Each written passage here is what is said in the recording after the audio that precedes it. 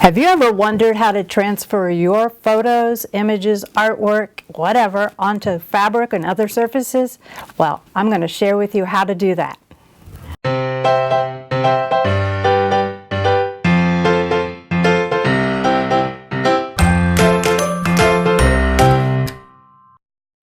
Hi, I'm Leslie Riley. In some circles, I'm known as the Transfer Queen. I've been transferring images to other surfaces for about 20 years now, but 10 years ago I started using my Tap Transfer Artist paper. And I'm here today to share with you the basics of working with the new formulation of Tap Transfer Artist paper to show you how to get it onto all sorts of surfaces. Depending on what you want to create, you might want to print one image on the full sheet of paper. Sometimes you're going to be working, you have a project or a plan and you only need one photo, but you don't want to waste all that paper. So I like to print at least 4 on the page. Sometimes I'll print the same image twice because if I make a mistake or change my mind, I have an additional one, a backup image. Another good thing to put on the page to fill up the space so that you're using it economically is a quote or a word that you like, your name. You could even do a quilt label. You want to create your quilt label in Word, and you can do that right on the same page that you're putting your photos on. You can open a Word document and place the photos on that page and print from there. If you know photo editing software like Photoshop, you can use that to get your images on the page. So once you've created your page in Word or Photoshop, you're going to print it out on the tap paper.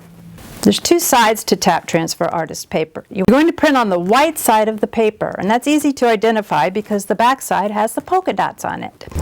What you need to do is to reverse the image because all transfers are done in reverse. So you need to tell the printer that you want it printed mirror image or reverse.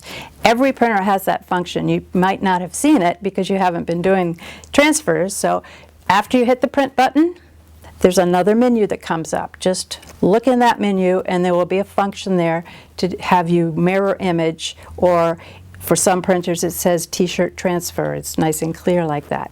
But you have to reverse it if there's text, always if there's text, or if you want the end result to look exactly like what you're looking at now in real life. This is printed out onto the tap paper and it's ready for transfer. I've chosen For this, I'm using white fabric, just plain old ordinary cotton. Tap works best, and it's actually recommended that you always use natural fibers.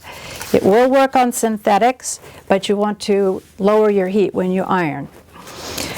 So I'm starting here with the tap and the white fabric, just so you can get the basics down. You see exactly what I'm doing here nice and clearly. I have my iron. It's preheated, it's ready to go. It is set on the highest setting. Now, if you have a synthetic fabric, you want to use a lower setting but iron for a longer time. But everything else, you want that highest setting. I'm going to start in the center, and I'm going to work in a circular motion. Once it starts to adhere to the fabric, you can get a little larger with your iron. You want to always have that circular motion.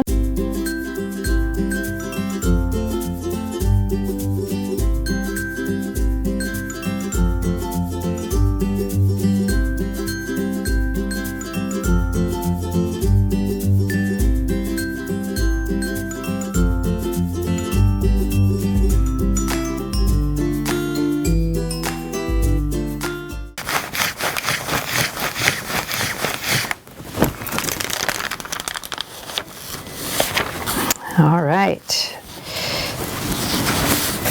It's obvious that right here, I wasn't paying enough attention to that edge. I like that because I like that because it gives it that look. It's not perfect. And to me, that's more artsy looking. It's fun to have a little variation in the end result so it doesn't look like it's a commercially printed image or something. You can take a sheet of silicone release paper, lay that on top of the image, and iron over that. And that'll pick up some of that sheen, or most of it. You could also use a piece of muslin Even that likes to be thoroughly heated before peeled.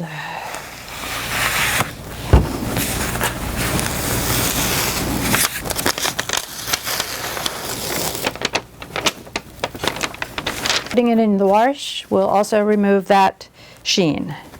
Okay? So now I'm ready to use it in my project. I can trim the edges with my rotary cutter.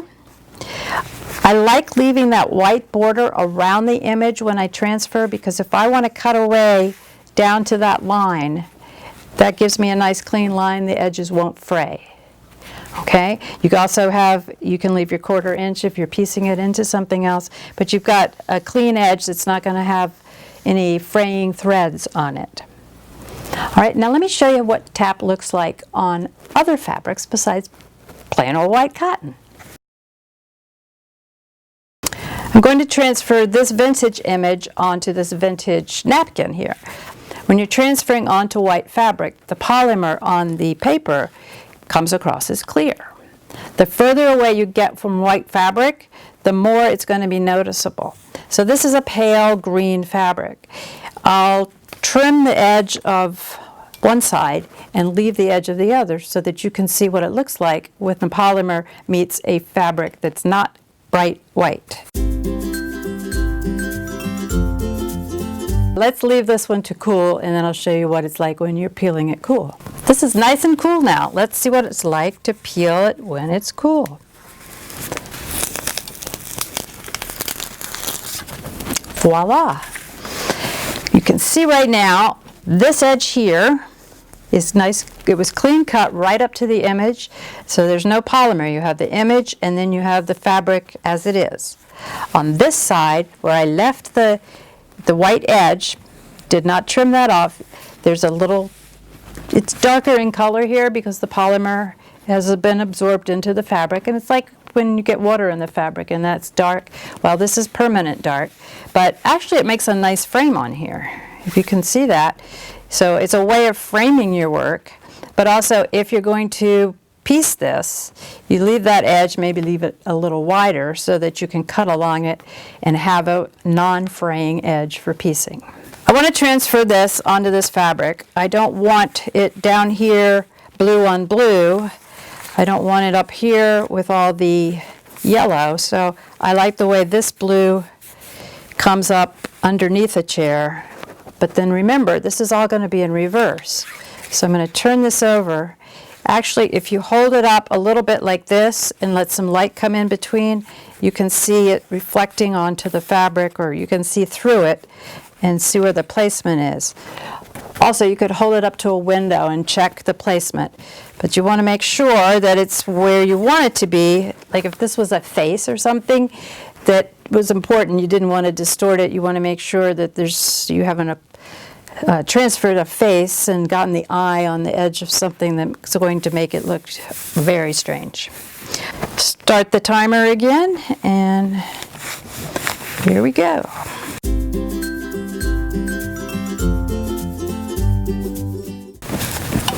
Okay, I'm going to check now to see. Oh my gosh, this is beautiful. A little bit here, I can go back in. That's the beauty of it. You can go back in, give it a little more ironing, maybe press down or scrape the edge, and wonderful. Okay, this is the polymer that did not melt because I wasn't paying attention. Life is not always perfect. We get interruptions all the time. But the beauty is that you can take the silicone release paper or an ironing mat, piece of muslin, and iron right over that. That'll help melt what's there and lift the rest. All right, you can see that that polymer's melted in, it's gone, there's nothing to interfere with the beauty of the image. I just want to show you a few more ideas and ways to work with fabric, tap and fabric. I found this drawing in my stash, and I thought it would look really nice on this fabric that has a very subtle pattern of leaves. Since we've got a bird here with a branch, putting it on this fabric would actually enhance the image.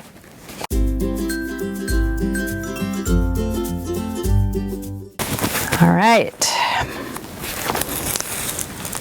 Beautiful.